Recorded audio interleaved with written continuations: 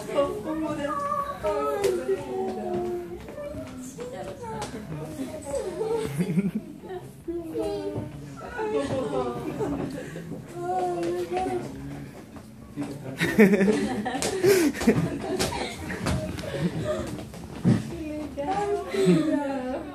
A Vera te ama, Júlia. Nossa.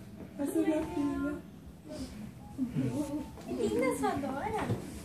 Deixa eu pegar aqui. Qual é o nome dela? Sofia. Filha. Ô, Mel. Filha, Dá o presente que você tá. cadê essa pinha, Lulu?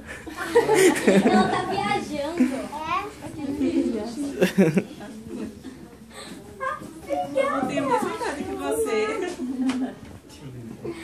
Ela também trouxe pra você. Dá um abraço. Isso é mais uma... Ela trouxe uma lembrancinha pra você. Vou levar pra revista. Não, é pra assinar, Mel.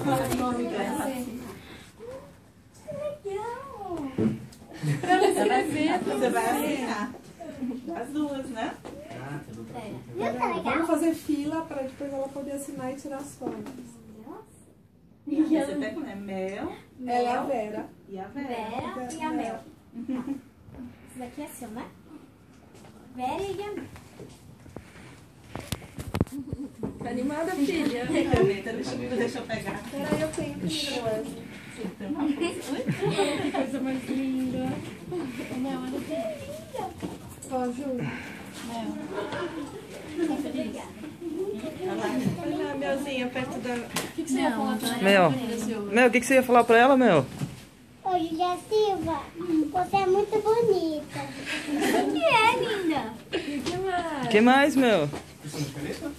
Eu te amo. Olha aqui, filha. Filha, não balança, senão não dá pra escrever. Tá feliz.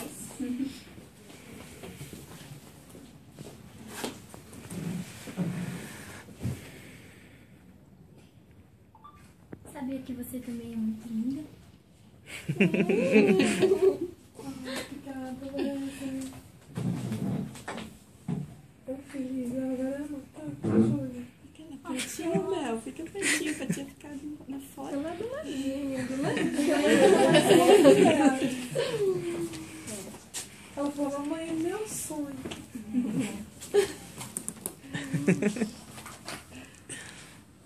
Vai, filha. Beijinho, beijinho. Dá Olha lá, uma- filha, juntinho com a Ju.